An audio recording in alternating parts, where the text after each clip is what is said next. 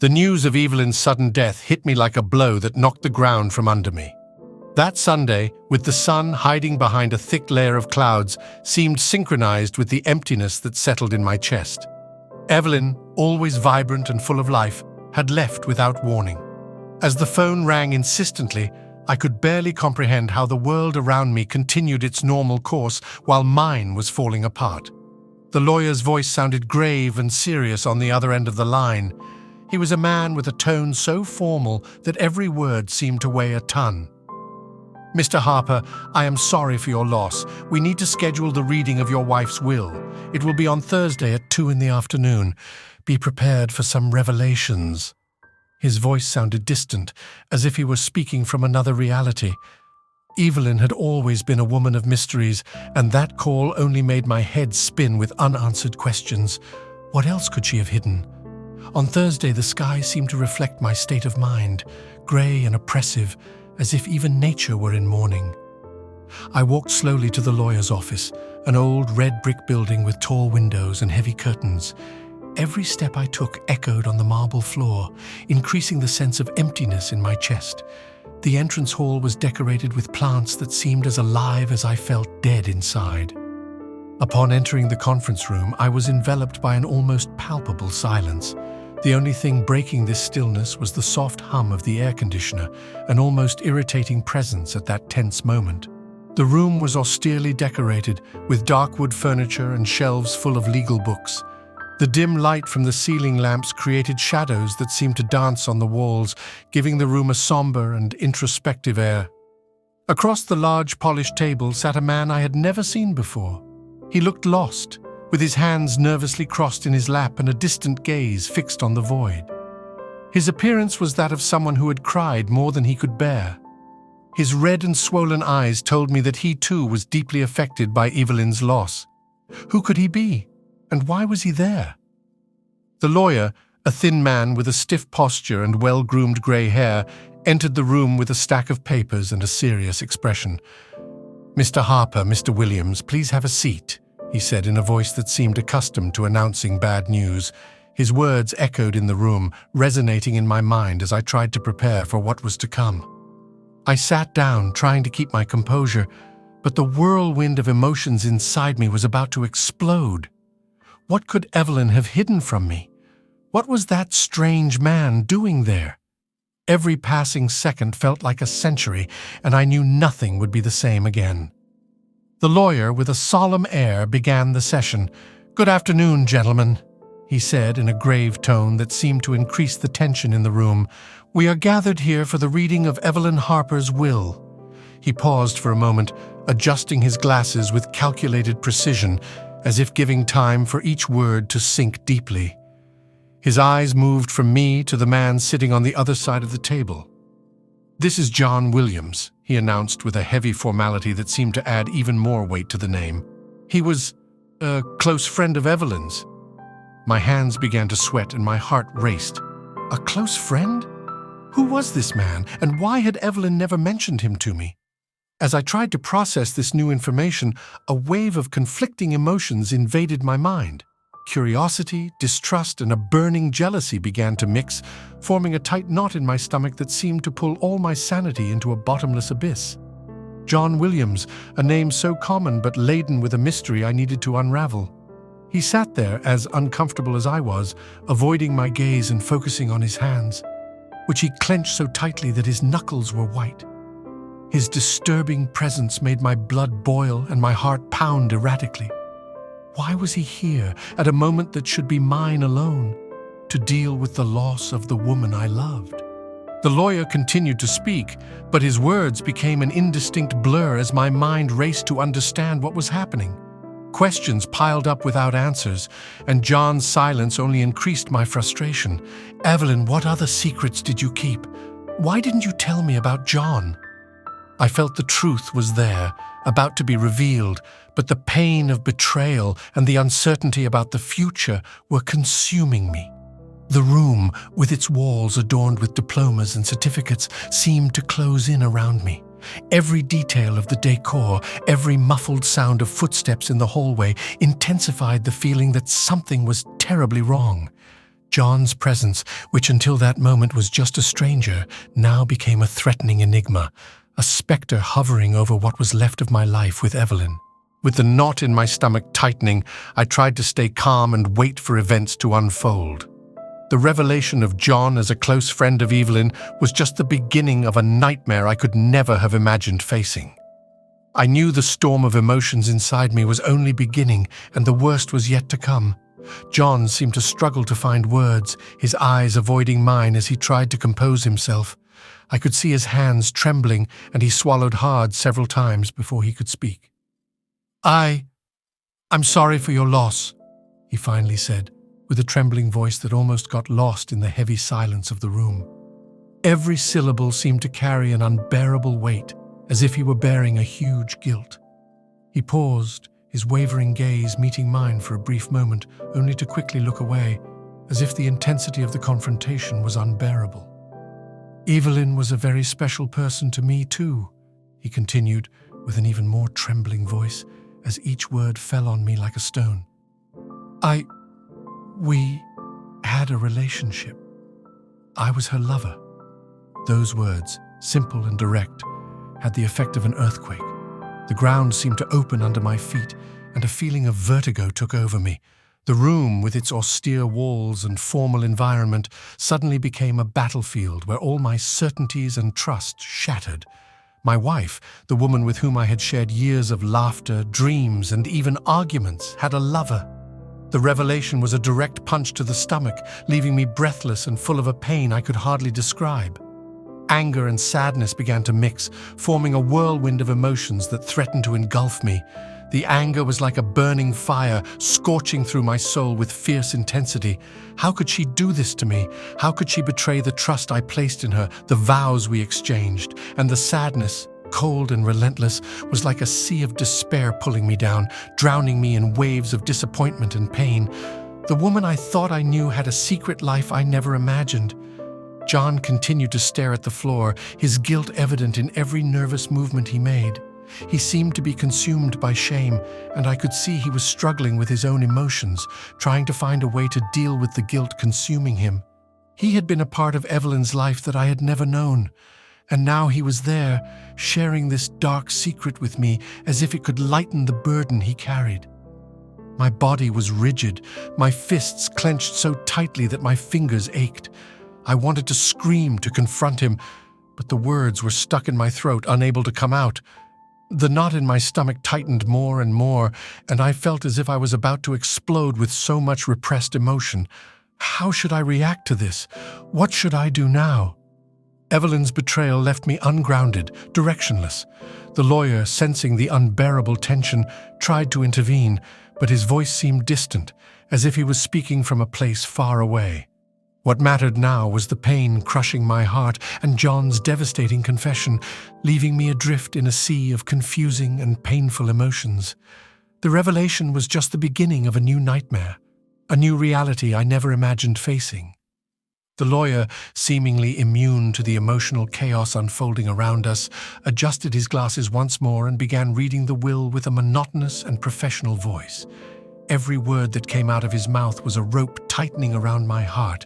I, Evelyn Harper, being of sound mind and full possession of my faculties, declare the following. He went through the initial details with the formality of a ritual he had performed countless times. The words floated in the air, each paragraph detailing properties, assets, and accounts with the cold precision of a legal document. I tried to concentrate, but my mind was in a whirlwind of conflicting emotions, a vortex of pain and disbelief. Then he reached the part we were all waiting for, the revelation that would change our lives forever. The property I own, including the house on Maple Street, and all bank accounts, will be equally divided between my husband, Michael Harper, and my close friend, John Williams. His words fell like hammers, each echoing in the room and leaving a heavy, suffocating silence in their wake. The ensuing silence was absolute, almost palpable. One could hear the sound of the air conditioner humming softly, the distant click of a door closing in another office, but inside the room, the weight of the revelation seemed to have robbed us of all ability to react. I sat there, stunned, my heart pounding like a frantic drum, trying to comprehend the magnitude of what I had just heard. Evelyn had decided to divide everything equally between the two of us. The woman I thought I knew, whom I believed to be my faithful companion, had placed me on the same level as her lover, sharing not only her love, but also her most precious possessions. My heart tightened with betrayal, pain, and the humiliation of knowing I was not the only one she trusted with her life. I looked at John, hoping to find some answers in his eyes, but all I saw was a reflection of my own confusion and despair. He seemed as shocked as I was, with his mouth slightly open and his eyes wide, as if he couldn't believe what he had just heard. Evelyn, with this decision, had placed us in a position of equality that neither of us expected or wanted. The lawyer, oblivious to the storm of emotions he had just unleashed, continued reading with the same impassivity. Every sentence seemed like a verdict, every word a weight that increased the burden of the revelation. The room, once a neutral space, now became a battlefield where our emotions collided violently. I wanted to scream, to contest, but I found no strength. Evelyn's revelation had left me paralyzed, trapped in a sea of turbulent thoughts and overwhelming feelings. How could she do this? How could she divide her life and her assets between the two of us in such a cruel and cold manner? I could barely believe what was happening, and the pain of betrayal only deepened as the lawyer proceeded with the reading of the will. The harsh reality of the situation was clear. Evelyn had led a double life, and now, even after her death, she continued to bind us together in a way that felt like a final blow from her. The conference room had become a prison where pain and bitterness were our jailers, and the future seemed like a road of uncertainties and grievances that we would have to tread whether we wanted to or not. The lawyer, with an expression that seemed graver with each word read, took a letter from the envelope. The paper had a yellowish tone, as if it had been there for a long time, patiently waiting for the moment to reveal its secrets. He adjusted his glasses, and after a pause that felt like an eternity, began reading Evelyn's message. "Dear Michael and John," he began, with a firm voice that seemed to contain the pain unfolding in those words. "If you're hearing this, it's because I'm no longer with you. I decided to divide everything equally because both of you mean a lot to me in different ways. Michael, you were my life companion, my safe harbor. John, you were my refuge in moments of loneliness and doubt." Every word was like a sharp blade cutting through my heart. I could feel the weight of betrayal deepening with each sentence, as if Evelyn were there in front of me, explaining her actions with a cruel clarity. Her words were meticulously chosen, designed to hurt us and at the same time justify her actions. She had managed to hide so much, living a double life I never suspected. Feelings of anger and sadness mixed in a whirlwind of emotions that threatened to suffocate me. How could she do this? How could she deceive me so deeply, making me believe I was her only safe harbor? And how could she find refuge in another man, dividing her heart in a way that left me in pieces?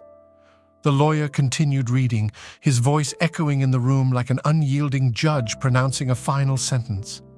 Evelyn's words, laden with painful sincerity, seemed to pierce my soul. "Michael, you were my life companion, my safe harbor." Every word was a reminder of the promises we made to each other, of the memories we built together. But now, those memories were tainted by the revelation that, in moments of loneliness and doubt, she had found comfort in the arms of another man. "John, you were my refuge." That phrase in particular burned like fire in my heart. How could she seek refuge outside our marriage? How could she trust another man with her vulnerabilities, leaving me in the dark about her secret life? The questions piled up, unanswered, and the pain only grew. I looked at John, who was clearly dealing with his own storm of emotions. His eyes were fixed on the floor, and he seemed as devastated as I was. He was suffering too, but that did not diminish the pain I felt. In fact, seeing his suffering only increased the complexity of the emotions within me. I wanted to hate him, to blame him for everything, but I knew Evelyn had made her own decisions, dividing her heart in a way that left both of us broken. The lawyer finished reading the letter, closing it with a heavy sigh. "Evelyn wanted you to know how much you meant to her," he said, as if trying to soften the impact of the words. But there was no way to soften that. The reality was raw and painful, and Evelyn's explanation, far from bringing comfort, only served to deepen the wound her betrayal had left. The room, which once seemed like a place of judgment, now had turned into an emotional battlefield where pain and betrayal clashed mercilessly. Evelyn's motivation for dividing everything between the two of us, her attempt to justify the double life she led, was a truth I would have to carry with me forever.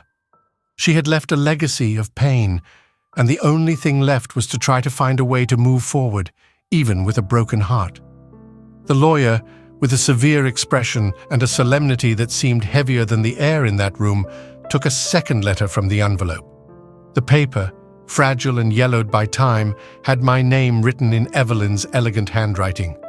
The simple act of seeing my name on that paper, written by her, made my heart beat faster, a mixture of expectation and fear. With trembling hands and a growing sense of distress, I took the letter. The texture of the paper was rough under my fingers. Each line of ink seemed laden with heavy emotions. I took a deep breath, trying to calm the turmoil inside me, and began to read. "Michael, my love," the letter began, and just those words were enough to bring a knot to my throat. "I know this must be a shock for you, and I'm sorry for not being completely honest.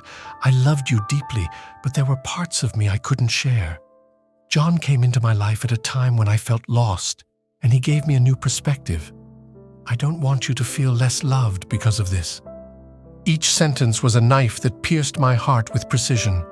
Evelyn's words, though written with a softness I knew so well, were devastating.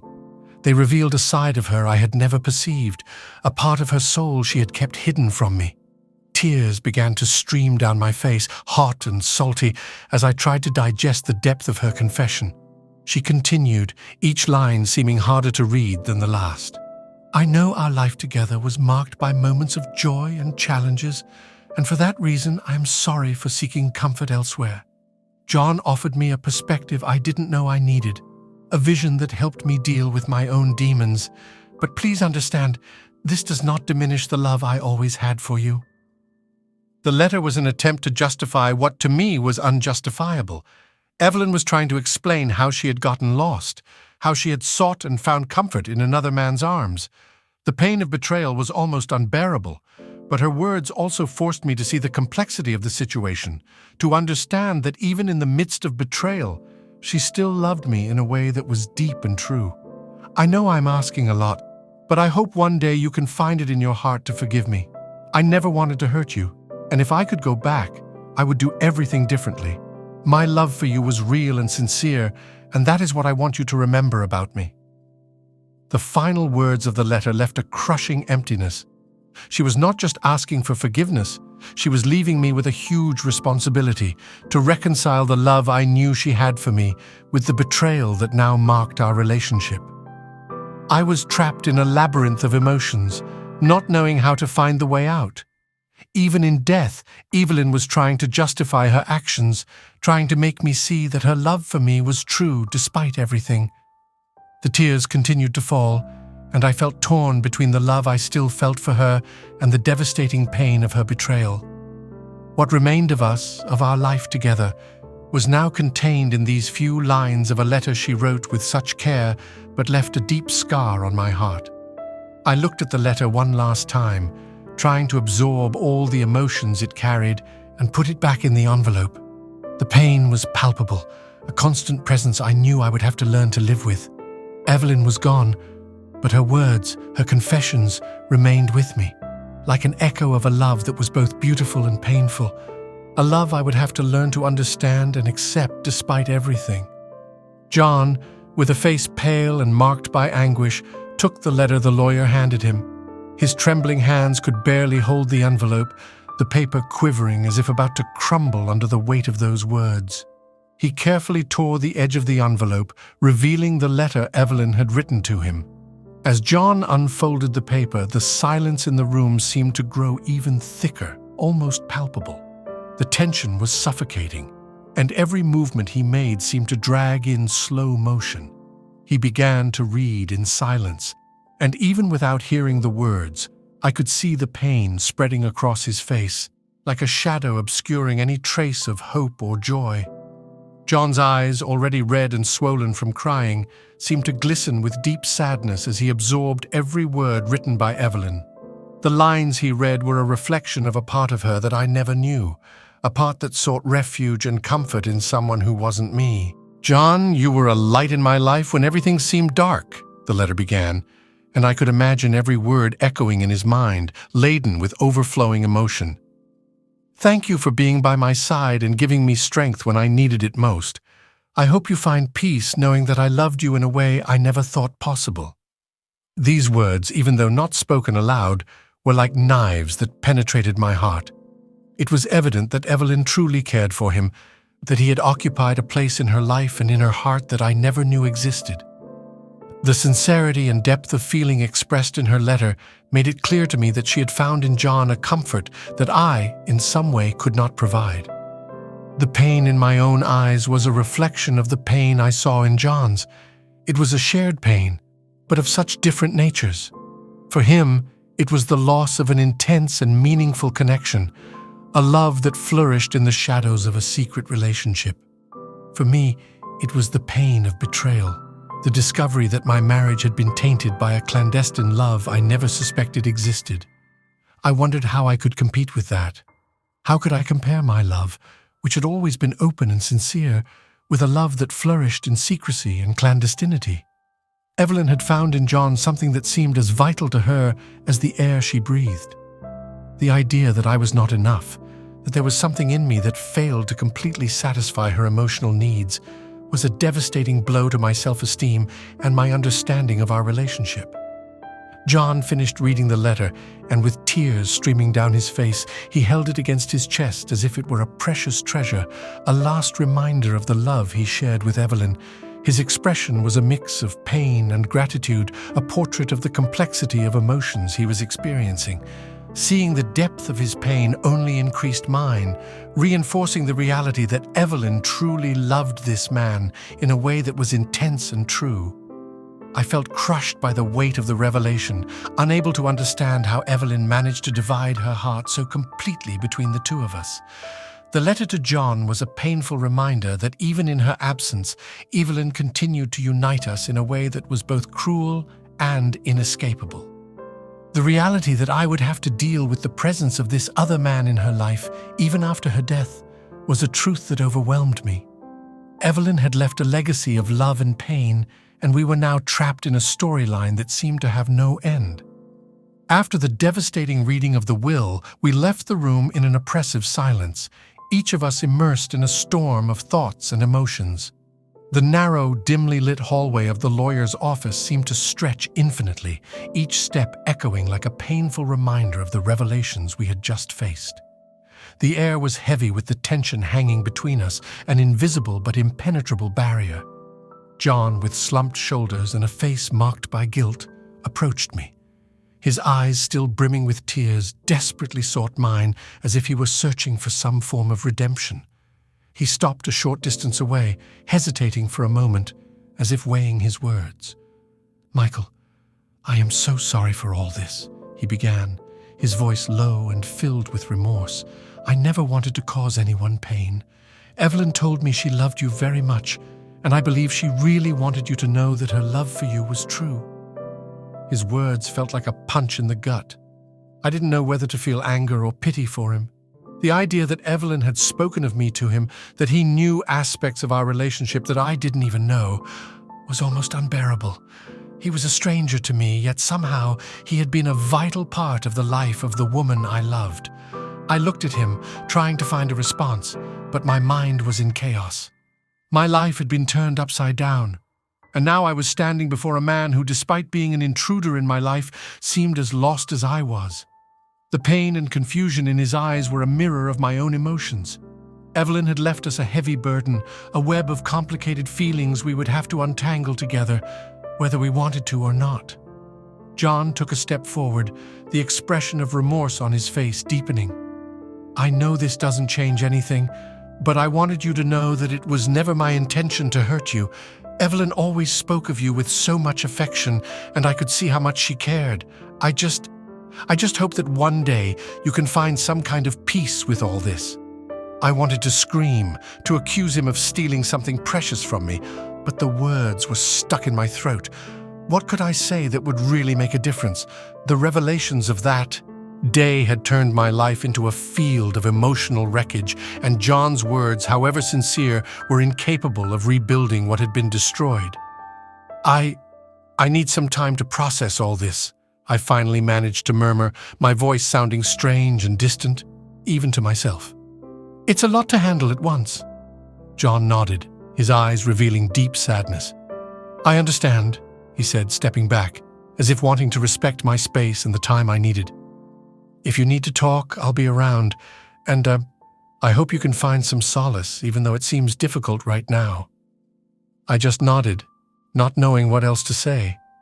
John's presence, the connection he had with Evelyn, all seemed surreal. How could I deal with the reality that a man I barely knew had played such an important role in my wife's life? How could I accept that my life was intertwined with his in a way I never imagined possible? As he walked away, I stood in the hallway, lost in my thoughts. Evelyn's revelation had left a deep wound in my heart, a scar that would take a long time to heal. And now, I had to face this new reality, learn to live with the pain and complexity of the love she had divided between the two of us.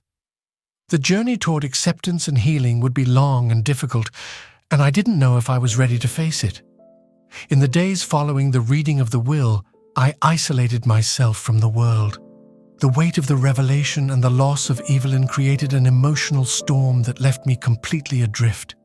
Each day seemed like an indistinct blur, filled with constant pain and a void that seemed to grow with every moment. The house, which was once a refuge of comfort and shared memories, now felt like a prison of painful memories and suffocating silences. John's presence in my life was a constant and painful reminder of Evelyn's betrayal. Every time he showed up to discuss matters related to the will or to try to resolve practical issues, I felt a mixture of anger and sadness that was hard to bear. He was a symbol of the complexity of the love Evelyn had for both of us, a love she had divided in a way I would never fully understand. The hallway where I last saw her, the room where we shared laughter and arguments, the bedroom that now seemed so empty without her presence by my side. Every corner of the house was a living reminder of Evelyn, of everything we had built together and everything I had lost. Her memories were ingrained in the walls, the furniture, in every object she had touched. I could almost smell her perfume in the air, hear her laughter echoing through the corridors, and each of these memories was like a knife piercing my heart, leaving me lost in a sea of pain and regret. Eventually, I knew I had to make a decision. Evelyn's will had made it clear that she wanted John and me to share her assets equally. It was her last attempt to unite us, to make us understand the complexity of her love. I could accept this and move on, or I could contest it, risk a long and painful legal battle and perhaps lose even more than I already had. The nights were endless, filled with insomnia that left me even more tired and confused.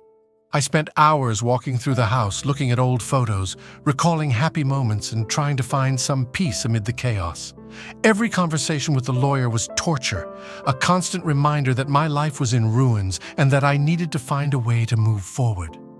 After many sleepless nights and long conversations with the lawyer, I finally made a decision. I decided to respect Evelyn's last wish. It wasn't an easy decision, but it seemed the only way to honor her memory and try to find some peace amid the pain. Accepting the will meant accepting the complexity of who Evelyn was, acknowledging that her love for me and for John, though difficult to understand, was true and deep. It was a way to leave the past behind and try to rebuild my life from the ashes of what had been destroyed. I knew it wouldn't be easy, that the road ahead would be full of challenges and hurt, but it was a necessary step to begin healing the wounds left by betrayal and loss. Sharing the assets with John was a burden I would have to carry, a constant reminder of Evelyn's complex love, but it was also a way to move forward.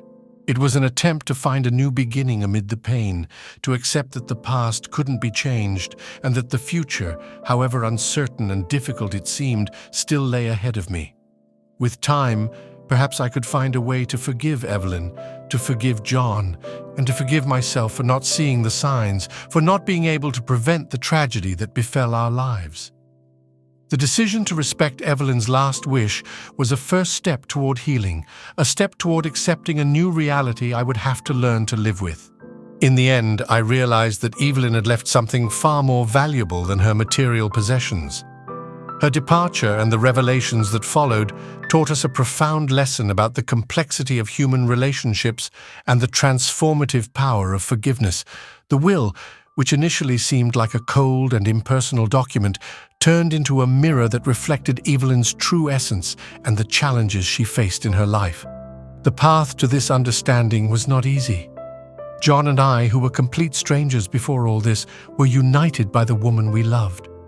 In a way I could never have imagined, Evelyn's betrayal forced us to look beyond our personal pain and find common ground. I realized that our connection with her was a bond strong enough to overcome our differences and grievances. We kept in touch, even with the painful memories that bound us. The conversations were initially difficult, laden with tension and resentment. But over time, these interactions began to change. In each meeting, we discussed not only practical matters related to the will, but also started sharing memories of Evelyn, laughing at the same jokes she used to tell, recalling the happy moments we spent with her, even if in different contexts. In one of these conversations, John shared a story about how he and Evelyn met. He found her in a cafe on a rainy day when she seemed completely lost in her thoughts. They started talking, and at that moment, something clicked between them. She was a lonely soul, searching for something that completed her in a way I never knew. Hearing this was painful, but it also helped me understand a side of Evelyn I never knew, the part of her that found refuge in another person when I wasn't available. As time went by, I began to find a certain peace. It wasn't the kind of peace that comes with forgetting, but the peace that comes with acceptance. I accepted that Evelyn was a complex person, full of nuances, who did the best she could to deal with her own insecurities and needs. I understood that the love she had for me and for John, although complicated and painful, was true and deep.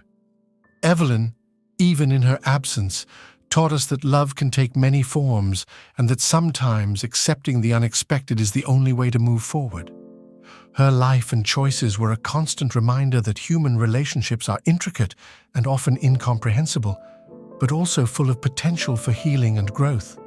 Her legacy, then, was not in the properties she left for us, but in the lesson that forgiveness and understanding can transform even the most painful situations. I learned to see John not as a rival or an intruder, but as someone who, like me, loved Evelyn deeply. Together, we found a way to honor her memory peacefully, seeking, amid tears and pain, a new way of life that respected the complexity of our feelings. This journey taught me that despite betrayals and pains, love and forgiveness can open doors to a new understanding of ourselves and others. Evelyn, with all her flaws and virtues, left an indelible mark on our lives, a mark that united us on a path of redemption and acceptance. In the end, her true legacy was the lesson that love, in all its forms, is the most powerful force there is, capable of healing even the deepest wounds and illuminating the darkest paths.